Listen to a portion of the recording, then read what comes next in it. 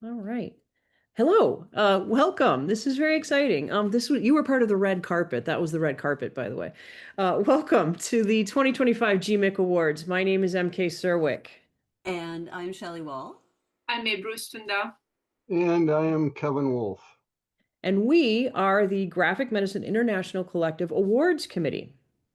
And we are here to announce the winners of the GMIC Awards, which recognize outstanding health-related comic projects completed and or published in 2024. This is the fourth year of our awards. They are made possible by a generous matching gift in honor of Nancy and Herbert Wolf. Nan and Herb were married for 61 years. They raised 4 children and enjoyed their 2 grandchildren. Nan was an artist and a medical records administrator. Herb was an actuary. As college students in the late 1940s, Nan and Herb fought racial discrimination in the United States, sitting in at segregated lounge counters. They supported anti-racist, anti-war, and economic social justice causes throughout their lives. This award is intended to honor and carry on their legacy of service and care. And we want you to know that the selection process for the GMIC Awards for Outstanding Work in Graphic Medicine has 2 stages, each with 2 different groups of judges. The entire process is carefully administered to control for bias and conflict of interest. The judges are recruited to include representation from a range of graphic medicine subcommunities, cartoonists, academics, clinicians, librarians, critics and reviewers, and comics critters, uh, and persons with lived experience of illness, caregiving, and or disability.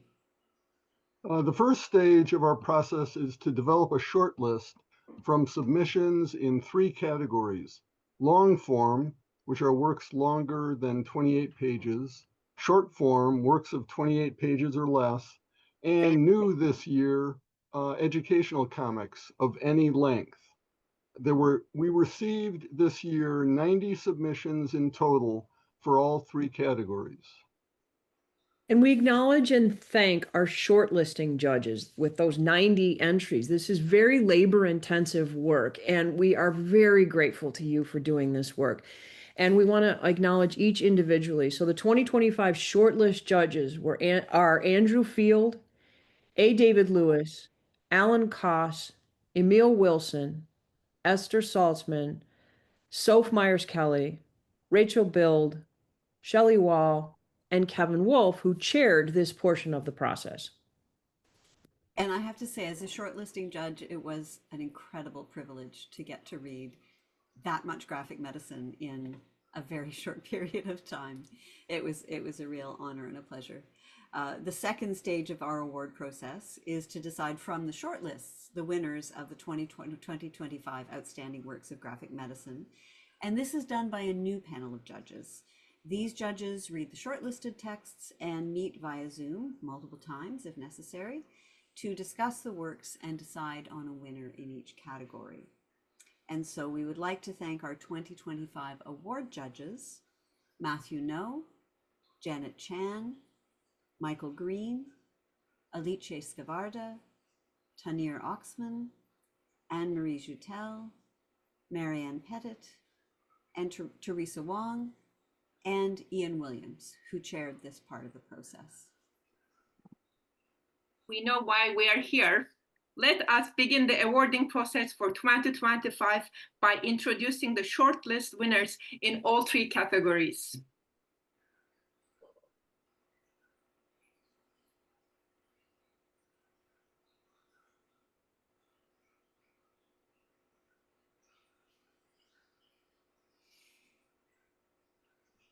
Here are the comics shortlisted for our new award category, Outstanding Work of Educational Graphic Medicine.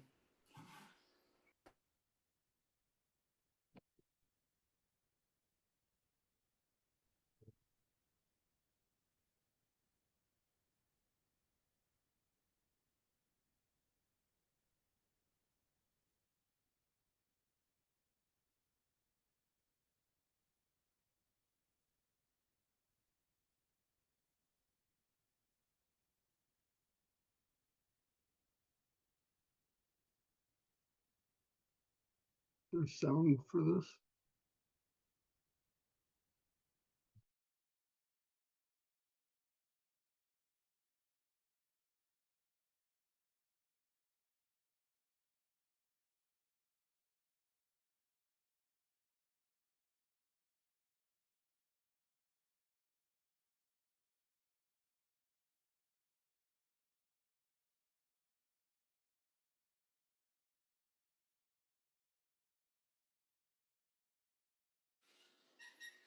MK, if there's audio, it's not coming through.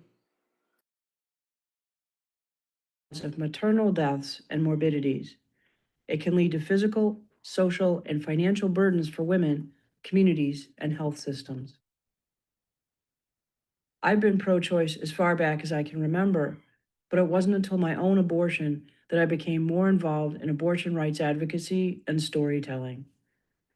Abortion is not uncommon, and most abortions happen early in pregnancy.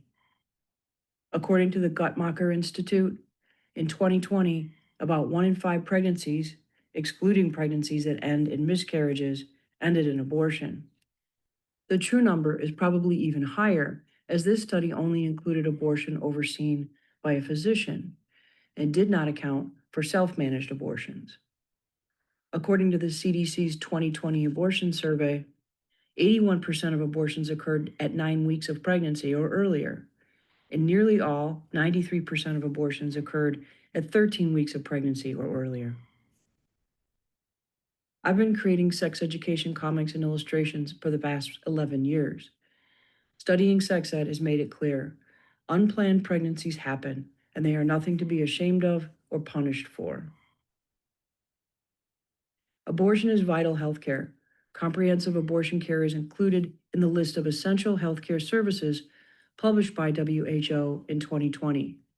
According to the World Health Organization, evidence shows that restricting access to abortions does not reduce the number of abortions that take place.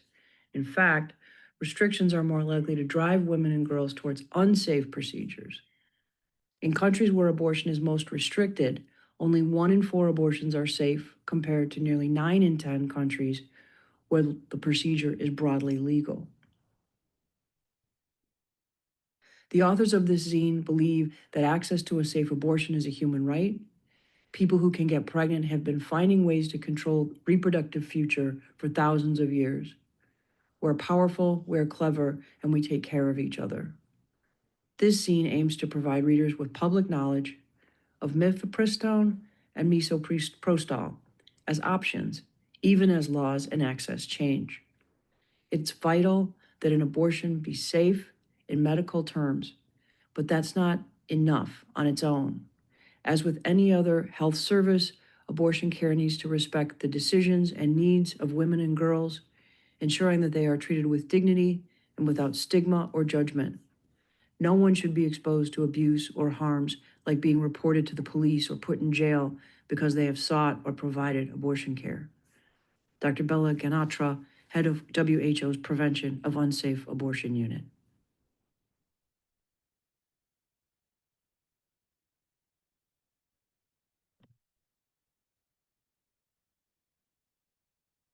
Hi, my name is Sarah Peitzmeyer, and I'm going to share an excerpt from our book, Breathe, Journeys to Healthy Binding, which I wrote with Maya Kobabe and was illustrated by Maya.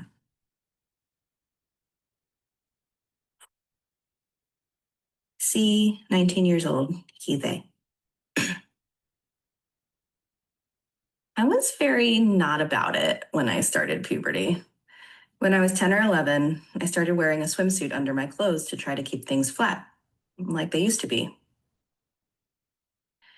When my mom finally got me some sports bras, I would wear 2 or 3 of them on top of each other. I remember one time playing tennis while wearing 3 sports bras. When I tried to inhale, it felt like my lungs could only expand halfway. Are you okay? Can't breathe. I need a minute. Before then, I'd never thought wearing external things could affect your lungs. I just thought lungs were independent and they had their own room inside. When I first realized I was trans and non-binary, I was really scared. I wasn't ready to grapple with it, so At first, I thought all the gender stuff I was doing was temporary. I wasn't ready to accept that I was going to be trans for the rest of my life, that it was forever. I was afraid if I did anything about it, I would need to do more things. And that scared me because I just wasn't ready to fully handle it. Even though I was layering sports bras all the time, which made me feel better, but I was also asking myself, what does this mean? What's that going to mean for my future? Thinking about it sucks. Maybe I just won't think about it for a while. So for a while, I stopped binding so I could stop asking myself those questions. But then I also stopped eating and started exercising a lot. At the time, it seemed good because I had less curves. I was operating my body at a remove. I was not in my body. In order to function in the world, there was a certain degree of dissociation that I just had as a baseline. I had accepted the idea that I was supposed to be uncomfortable with my body. And that was okay because my body was not really for me. I feel like I've been unlearning that from age 15 or 16 till now. And learning to own the space that I take up and understand it's my body and it is for me. I'm going to do what I want and what feels best, as opposed to just accepting the discomfort. Eventually, I accepted that it was a real thing. How I felt was valid. I started to be able to articulate that I wasn't comfortable with my body, but I didn't really know what to do about it. In high school, I learned about transgender identities and finally had words to describe dysphoria and identity. I learned that binders exist, and I ordered a real one. When it arrived, I tried to put it on and struggled. I had to step into it and shimmy it up feet first. It took 5 sweaty minutes. It was so tight that I could barely move or breathe. And I pulled something in my neck trying to get it off again. Ow! My mom had to rescue me. This can't be right. Where did you get this? I'm ordering you a bigger size. Waiting for the next size to come in the mail was the longest week of my life. But then I put it on, and it actually looked better than the smaller size, and it didn't leave red marks on my skin. The level of excitement I had around the binder, it helped me be more sure of myself. If something brings you that much happiness, you should listen to it. I also started trying trans tape. I went to the beach with my friends over the summer, and I wore the tape into the ocean. Binding makes my body feel more like my own. It affects how I want to take care of myself. It eased a lot of my anxiety and depression. It helped me climb back out of an eating disorder. Binding gave me the freedom to exist. I've considered taking hormones, but I don't think I'm ready for that. Without society's perception of me as female, I wouldn't even be thinking about hormones. But even if I was totally in isolation, I'd still be binding. Binding is something I do for myself.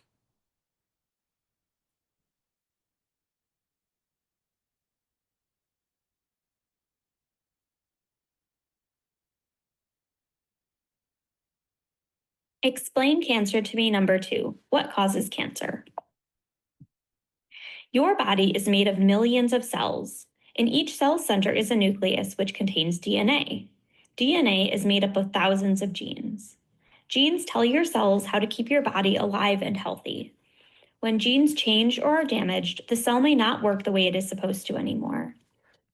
What causes cells to turn into cancer? Sometimes changes occur to your genes, and this may lead to cancer developing in your body. Genetic changes, which we call mutations, can happen in a few different ways. Mistakes can happen in genes randomly when cells make DNA. Things in the world around us can change our genes. We can inherit genetic mutations from our parents, just like we can inherit traits like our eye color. 5 to 10% of cancers are caused by inherited genetic mutations. Having genetic changes does not mean that an individual will get cancer. Cancer risk factors can be divided into 2 categories: modifiable, in our control, and non-modifiable, not in our control. We do not always know what has caused cancer for a specific patient. Usually, cancer is caused by many gene mutations that build up over time. Let's talk about modifiable risk factors. These can include what we eat, such as too much processed meats and some artificial food additives. Hey, stop saying bad things about me. How'd you get so big? Could you always talk? Hey, junk food isn't the only bad guy. Drinking too much alcohol can sometimes cause genetic mutations too. Additionally, tobacco contains over 7,000 chemicals, at least 250 of which are harmful to our bodies. There are things outside our home that can cause genetic mutations too. For example, UV rays from the sun. Some viruses like human papillomavirus or HPV and hepatitis B can cause cancer. Air pollution from cars, factories, and wildfires. Oh geez, now I'm feeling really stressed about my health. I totally understand this is a lot of information to process.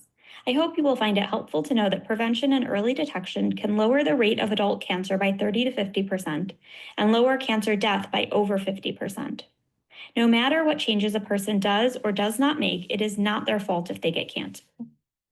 There are important actions we can take to help lower our risk of getting cancer. Eat a healthy diet of fruits, vegetables, whole grains, and drink less alcohol. Get vaccinated against hepatitis B and human papillomavirus, HPV. Avoid tobacco use. This includes cigarettes, e-cigarettes, and vapes. Quitting tobacco can be really hard, but luckily there are resources to help. Move your body and exercise. Use sunscreen and wear protective clothing when you are outside during the day, even when it doesn't look sunny. As your doctor, I can help you access tests to see if you have common genetic mutations that are linked to cancer and suggest screenings to make sure existing cancer is caught early. There are a lot of reasons genetic mutations can happen. When we combine prevention strategies with screening and testing, we are doing our best to live healthy lives and prevent cancer. Here are the papers and websites that helped inform this comic. Hi, I'm Anne Fink. I'm Casey Counselor. And we are going to read to you from our piece, Gendered Bodies. How do you think that comics help us to talk about gender and health? Well, in biomedical science, we're so often stuck with these binary stories of gender and sex. And sometimes we do need reductionist models, but then these stories become very unsatisfying. They can distort scientific understanding and become harmful. We become limited to this narrow corridor of gender, sex, and sexuality, and we need more complex stories. Comics can help with that. It's tough. Sometimes the science of gender, sex, and sexuality can be validating, but also we tend to treat biological science as a more real form of knowledge while we're in a period of contraction in the humanities and facing a backlash to increased visibility and acceptance of queerness and transness, an existential threat. Comics can get at the human impact, and they queer traditional forms of scholarship. It's not easy to make comics. This is about as three-dimensional as you can get in a 2D art form. Here's another question. Are there things in academic science and medicine, the implicit kind of things, that others don't know about? Yeah, science is really messy. It doesn't happen the way most people imagine, with champagne corks popping, a big discovery. No, it's slow and it's messy, and that's okay. That's how science is supposed to work. The best scientists aren't necessarily chasing the next flashy thing, but they are curious and they're able to embrace ambiguity. And just like science is deep down messy, so are gender and sexuality. Now, people sometimes have trouble tolerating that ambiguity and messiness, and this can explain some of the hostility against trans, gender diverse, and bisexual people. They challenge others' sense of certainty. But this anxiety can lock everybody into these limiting binary boxes. Which also means that we queer folks feel such pressure to make ourselves palatable, even though our outsider perspectives are so valuable.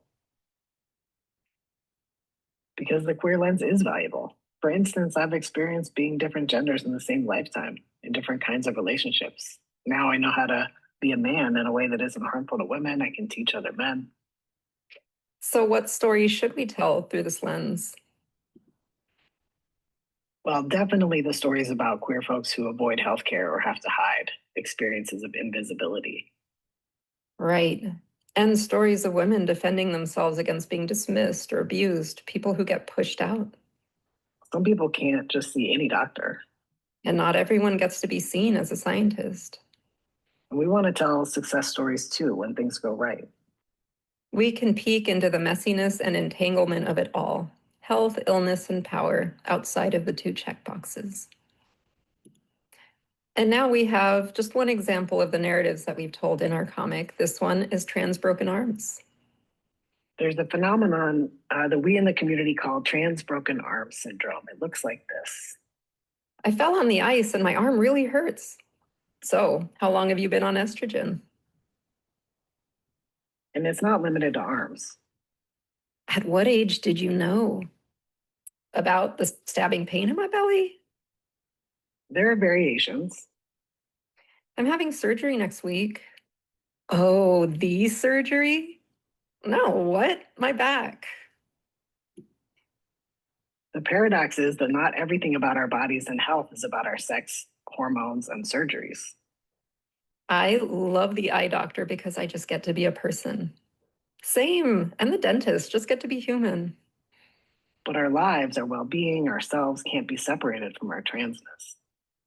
So you've just been couch surfing for the last 6 months? Parents kicked me out when I came out. All right, and we'll stop there. Thank you. Hi, my name is Annika Mengwal, and I'm going to be reading a short educational comic put together by our team in the Department of Otolaryngology at the Yale School of Medicine. It was developed for a clinical trial to evaluate the comic's efficacy in improving attitudes and understandings on the role of HPV in head and neck cancer. So, let's talk about the HPV vaccine.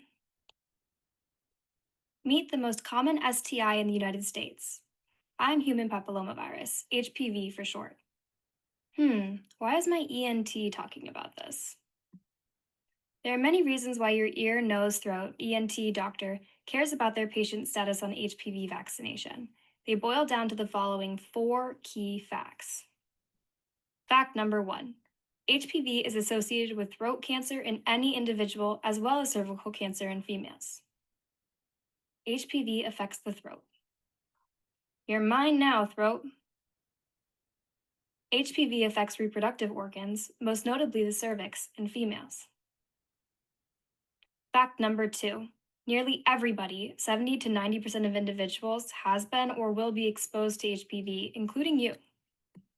Your doctor, your friend, your parent, your niece, your son, your neighbor, your teacher, your boss. Fact number 3. Individuals infected with HPV may not know they ever had an HPV infection, so they infect others. Hello, what's your name? It's not HPV, I swear. Hehehe, you may never know my name. Fact number 4. The HPV vaccine can prevent throat cancer in everybody, cervical cancer in females, and the HPV infection itself.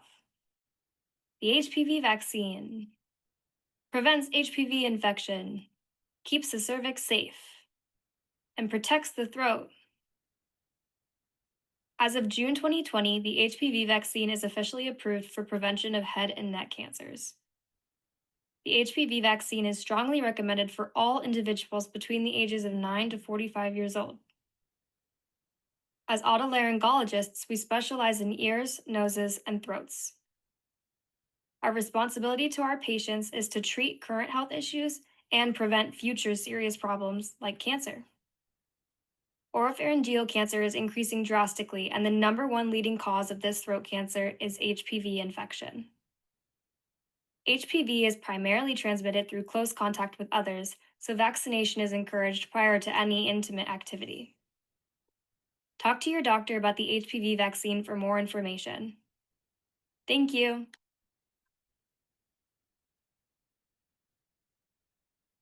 And the winner of this year's Outstanding Work of Educational Graphic Medicine is, drumroll here, Breathe, Journeys to Healthy Binding by Maya Kobabe and Sarah Peitzmeier, published by Penguin Random House. The judges appreciated the personal stories in Breed that served to highlighting issues surrounding binding. We hadn't seen previously any comics devoted to this subject. We liked the clear artwork and the pacing of the stories. Maya and Sarah will share $600 US prize money and a commemorative trophy. Congratulations.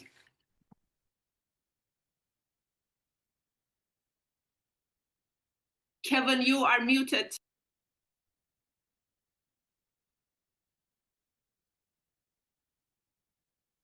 Okay, it is my pleasure to share the shortlist for the 2025 GMIC Awards for outstanding work of short form graphic medicine.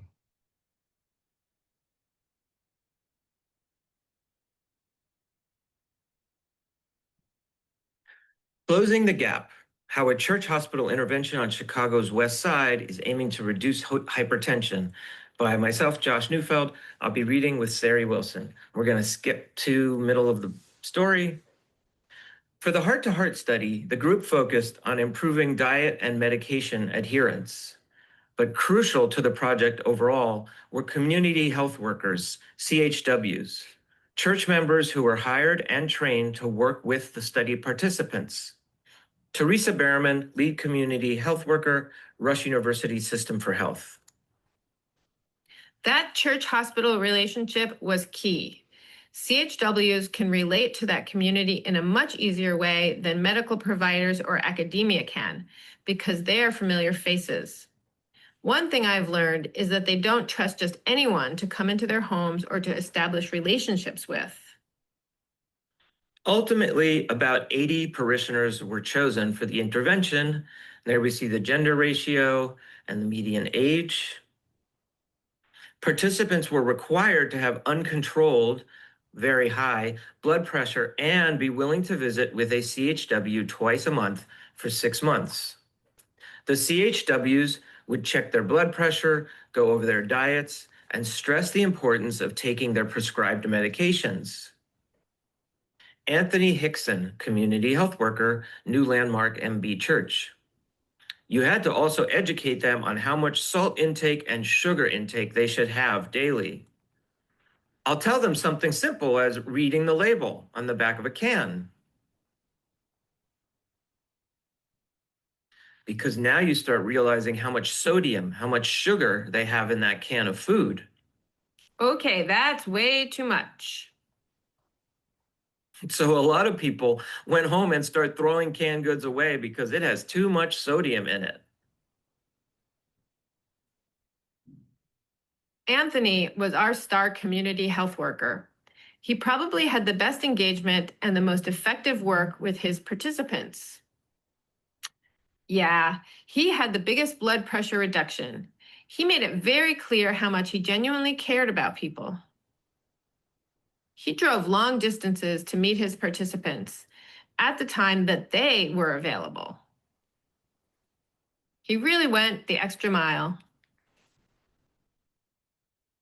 The CHWs also found ways to reduce everyday stress, which can affect blood pressure. He actually fixed people's toilets. He fixed church things that were falling apart. One time, he fixed the railing on the stairs going into one of the churches because he noticed it was falling off. I also do carpentry and stuff. One guy, he was having trouble with the lock, so it really wasn't major. And then, like she said, one old lady, she had a problem with her toilet. I got that fixed. Community work is not work for people. It stops being work and it's just a lifestyle. People call you, people see you, you're in the community anyway. That's the person you are. My name is Dr. Ryan Montoya, and today I'm going to read an excerpt from my short story, I Now Pronounce You Dead. Pronouncing someone dead isn't a complicated procedure. It is, however, very deliberate.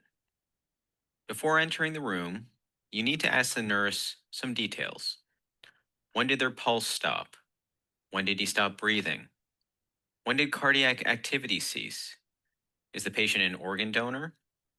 Is an autopsy required? Odd series of questions. But the strangest part of walking into that room is how still everything seems. Telemetry and intercoms dissolve into silence. Family members are tranquil. They knew this moment was coming. Good evening, I'm Dr. Montoya. Our team has been caring for Mr. Strickland, and I'm here to examine him before making a pronouncement. Would you like to stay for this process? Yes. Do you have any questions for me? How do you know he's dead? Freddie, stop it. Important question. I'm glad he had the courage to ask. Step 1. Verbally identify the patient. Step 2. Note any hypothermia. Step 3. Note appearance and any spontaneous movement. Step 4. Note reaction to tactile stimulation. Check by pinching near the armpit. Step 5. Note absent pupillary light reflex. Pupils should be fixed and dilated. Step 6. Ensure absent lung sounds or heartbeat for an extended period. I usually do a minute. It feels endless. It's odd that a universal protocol to confirm death doesn't exist. Want to call it? Sure. Weird things can happen without a protocol. Fuck. 58, 59, 60. Here's where you officially pronounce the name of the deceased and the time of death for hospital and state records. What's interesting about pronouncement? It's legal language. In select professions, certain words have legal consequences. You're under arrest. I now pronounce you husband and wife. Julius Strickland, time of death, 10:50 p.m. In the eyes of the law, this patient is now officially dead, even if his heart or brain stopped 23 minutes ago. I've always found that gap in time haunting. Thank you. This is an excerpt from Sunflowers by Keezy Young. Most people think mania is fun. It is sometimes. It's so many ideas, I can barely hold them all. They're good ideas, and I have the energy to carry them out, and the time since I no longer need to sleep. Sunflowers, I love you. The color of the sky, I love you too. Sunflower high five. Cass Elliot of the Mamas and Papas, I love you. Tears of strong emotion. Hello, I love you. Some guy I don't know. All my doubts and anxieties flutter away. The world has problems, but I can solve them. I will solve them with love and kindness and comics. I'll have to skip my day job and generally the idea of making an income to do this important work of saving the world with my comics, but that will all work itself out. Extremely dressed up for the grocery store. Also, everyone is my friend, and I am pretty and smart and funny. Naturally, this will also make the world a better place. Actual picture of me. Rare. I reach out to exes, coworkers, old high school friends, teachers who don't even like me, and try to call my doctor at 2 a.m. just to chat because she's lovely and I think it's nice. It's okay because I'm going to be rich and famous soon, any day now. And yeah, I go shopping a lot and clean my apartment a lot. For some reason, I also really want to become Catholic. Catechisms, not religious. If I could live my whole life here, I would. This part is beautiful. This part is perfect. We don't need to acknowledge the fallout yet. In this part, nothing can go wrong. Oh, it very much can. Everything is wonderfully, cosmically connected, and I can take on the world. Colors are brighter, music more vivid. Every breeze and ray of sun speaks truth and love to me. Hypomania, an episode lasting at least 4 days, but possibly weeks or months, in which you display a revved up energy or activity level, mood, or behavior. The new energized you is recognized by others as beyond your usual self. Hypomania is a less severe form of mania. It does not require hospitalization or include psychosis. Hypomania isn't fun for everyone, but for me, usually, it's euphoria. Diagnostically, there's a line that gets crossed somewhere where hypomania turns into mania. The reality isn't so clear cut. I just know that sometimes I go crazy. This is an excerpt from The Sisters, True Stories from an ICU, written by Ernesto Barberi, illustrated by Jess Rollifson. When Helen could no longer breathe, they brought her to the hospital. Day 1. Paramedics couldn't tell us much, but she appeared unwell. What's that sound? Helen, can you hear us? Helen, Helen. She'd been living in a care home on the fringes of the city. Okay, let's check her skin. A knee surgery gone septic. Her sisters, Amelia and Rose, came later that night. They followed all our protocols, all our little rules. They kept their masks pinched over their noses. We never saw their faces. Rose had been a nurse. She was Helen's legal proxy, her decision maker. Amelia took great interest in the bags of fluid we hung from hooks above Helen's bed. Whenever Dr. White adjusted the ventilator settings, Amelia would listen and nod, silently transmitting her acquiescence. Rose, though, maybe Rose wasn't so sure. She seemed dubious of the whole operation, the injections, the hourly reflex checks, the midnight trips to MRI, all the medical baubles and knickknacks we dragged into the room. It happened a lot, too often. We'd get these patients and they'd languish, held in stasis, hostages of medicine, scanned, probed, drained. Despite possible unvoiced doubts, the sisters were united and unwavering. Believe me, I wouldn't want this, but I'm not her, you understand. I am not my sister, and Helen, she was very clear she wants everything done. We leaned in closer. We were trying to understand. When did she say this? Many times. Do everything. That's what she said. Had she said this recently? Recently enough? How recently? Oh, I don't know, weeks? But it seemed to us, from the size of her tracheostomy, that Helen hadn't spoken in a very long time. Look, if she hadn't told me, I'd sign the DNR right now. No, you don't have to sign anything tonight. I'd say pull the plug, but that's not what Helen wanted. No, don't pull any plugs. We moved Helen down the end of the hall into a large room with spectacular views of the cloudscapes over Boston. We anticipated a long stay. Day 7. We're maxed out. We can't go any higher. She's not oxygenating. The gases won't exchange. Yes, I see. We understand. But it was clear that they did not see. They did not understand. Hello, my name is Ashley Robin Franklin. I am the artist behind Uprooted Voices of Student Homelessness, made in collaboration with Alexandra E. Pavlakis, Meredith P. Richards, J. Kessa Roberts, and Casey McKinney.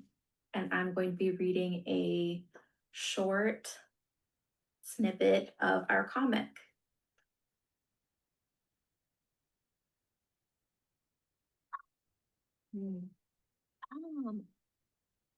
It's getting late anyway. Why don't you go and get yourself ready? Right, yeah, okay.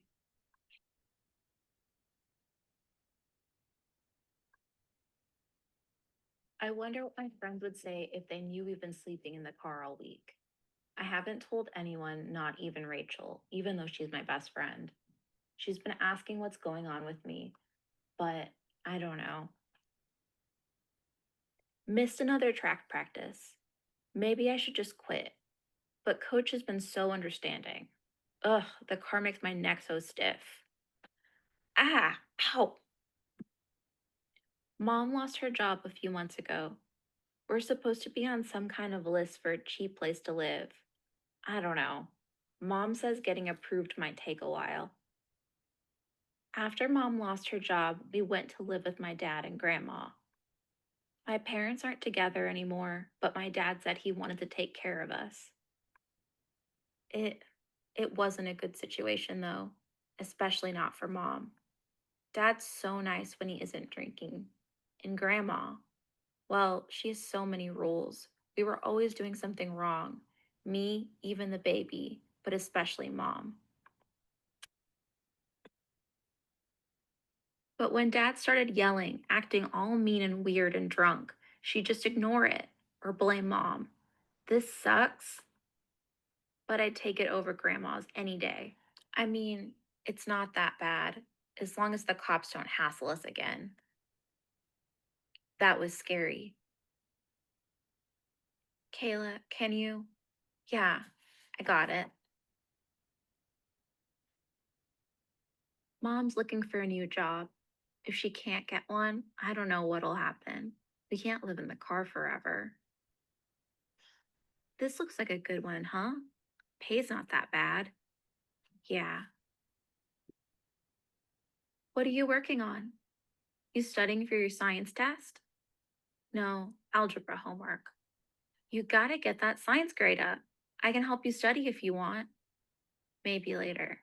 All right, well, I gotta get a new cord. My phone died. Wanna use mine? No, I'll work on the application tomorrow at the library. Kayla? Yeah, Mom? You okay, baby? Yeah, I don't know, I guess.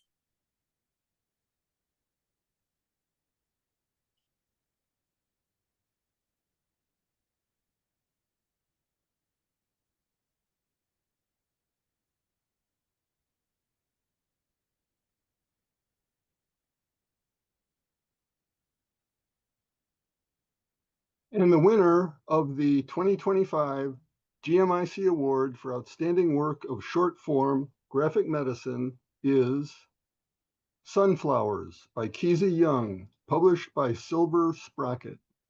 In addition to being a beautiful comic with wonderful artwork, Sunflowers also presents the reality of living with bipolar illness in a highly original way, giving the reader new insights into the condition. The judges added that Sunflowers highlights issues that they had not necessarily considered previously. Keezy will receive $600 prize money and a commemorative trophy.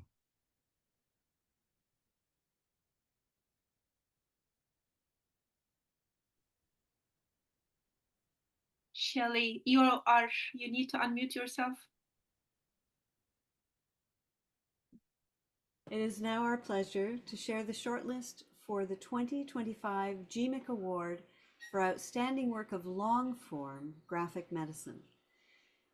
The shortlisted works are Ball by Teresa Chehova, art by Stepanka Yislova, and translated by Martha Kuhlman and Teresa Chehova, published by Graphic Mundi. Translated from the original Czech, Bald tells the autobiographical story of journalist Teresa Chehova and her journey with alopecia areata. This comic explores the challenge to identity, to relationships, and to community that the condition presents.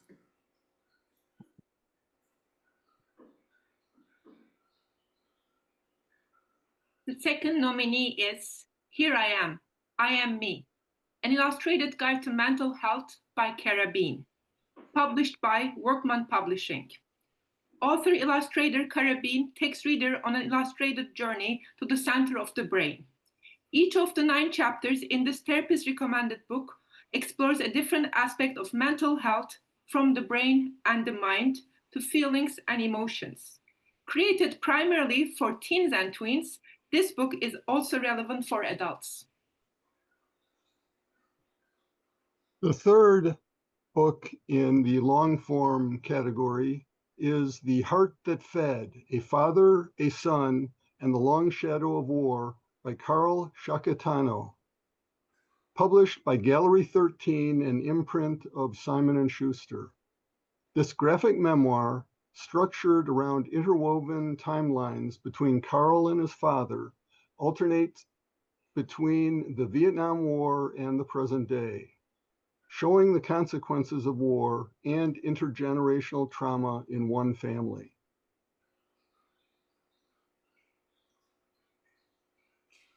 The next nominee is The Jellyfish by Baum, translated by Robin Lang and Helga Dasher, published by Pow Pow. Our main character, Odette, is a 20-something-year-old with their own place, a steady job at a local bookstore, an adorable pet rabbit, and a budding crush on one of their customers. But Odette is haunted by something only they can see, a jellyfish that's floating in their eye, blocking their vision.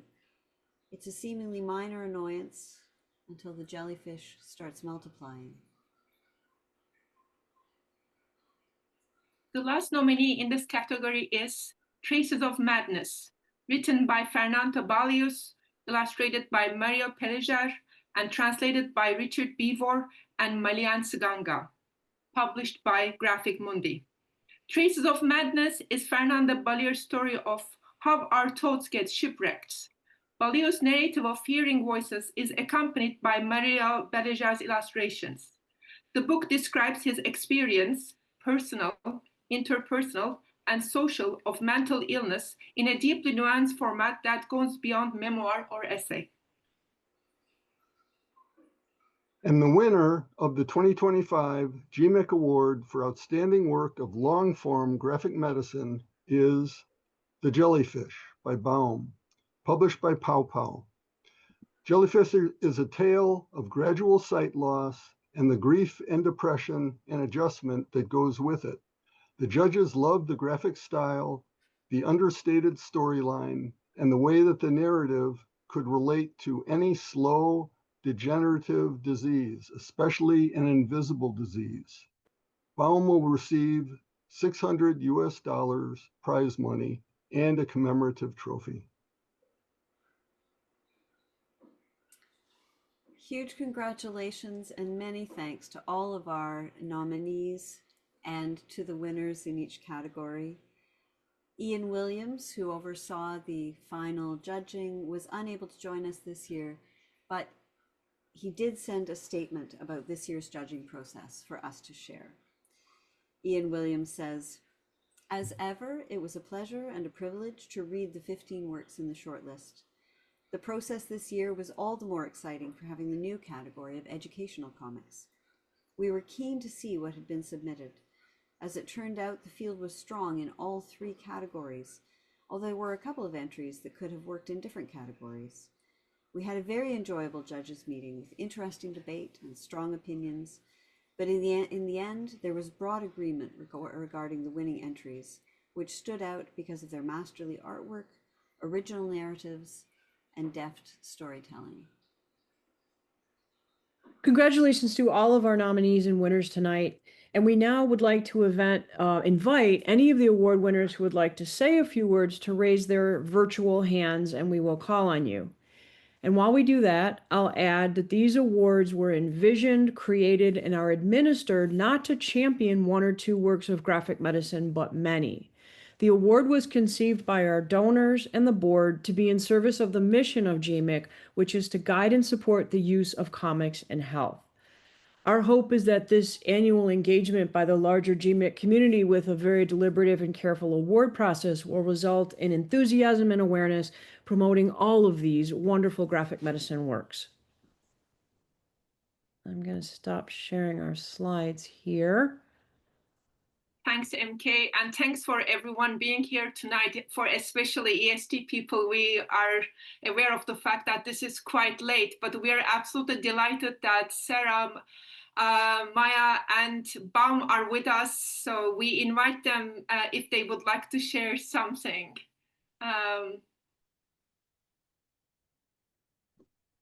Maya, go ahead, please.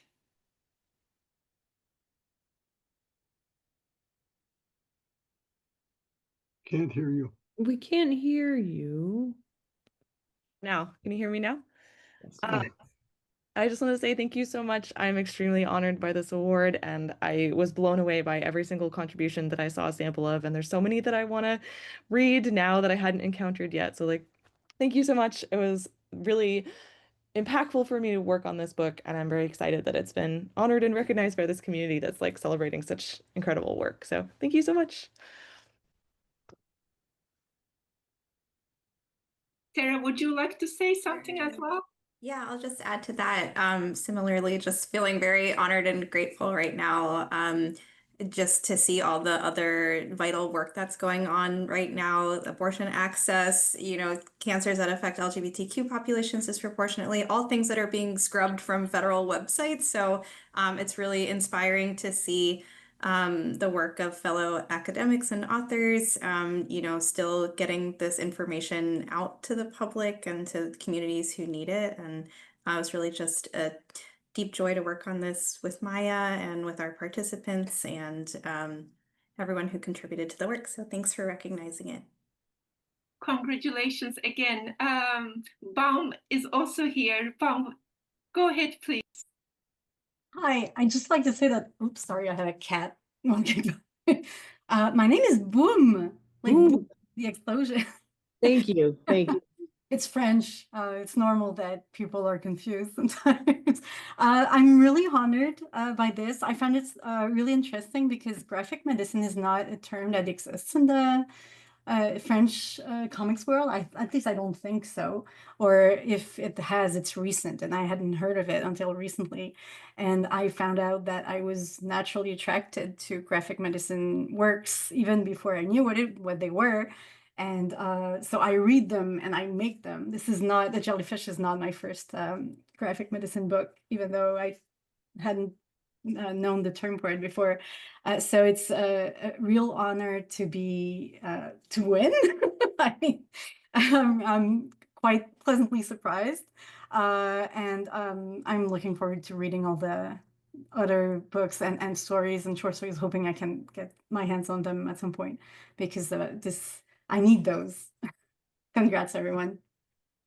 Wonderful. And yeah, if you go to, and this is for everyone as well, if you go to the graphic medicine website on the graphicmedicine.org, on the homepage, all of the shortlists were linked, named and linked. So as much as we were able to make them available, we always try to. So hopefully through those links, you can get your hands on a lot of the works you might not have read.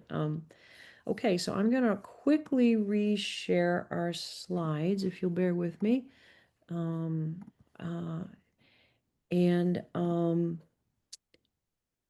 Abru, did you want to? So it's nothing to do with this slide, but yeah. There we go. The GMIC Awards Committee thanks all the funders who make this awards process possible. Thanks to Tom Hart and SAW team for this wonderful weekend of events. We know that tomorrow there's more events. Thanks to GMIC board members, member Alex Thomas for designing all of our fabulous logos.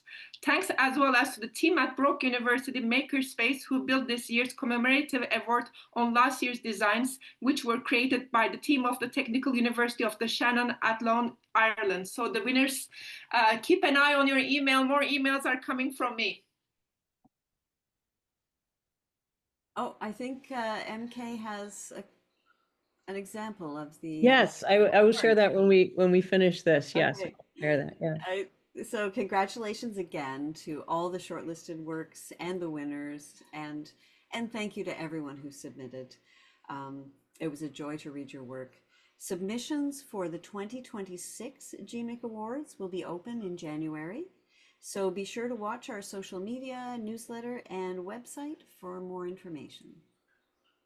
And of course, we're reminding that donations are still being accepted to meet the matching grant for these awards. If you're able, please donate by following the link that I just put in the chat. Thanks for all your attention tonight, and we are excited to start the process again next year. So yeah, the slide there I have up shows what is going on tomorrow. These comics readings have just been mind-blowing. This is just such a wonderful thing, and there'll be another workshop tomorrow. And so that's really exciting. And I'm going to stop the share here to show you, in case any of you hadn't had the opportunity. So this is the award from last year, the commemorative award. And it was 3D printed and designed in Athlone, Ireland. And this year's will be a little bit different, but basically built on that same 3D design. So that's what the award looks like. And as soon as we have a beautiful version of it, we'll share that in our weekly newsletter and on the website. So thank you again, everyone, for your attention tonight. This concludes the GMIC Awards, and we hope to see you tomorrow and throughout the year and next year. It's a very exciting process. And thank you again to our donors, all of you. Thank you, everyone. Congratulations to you all.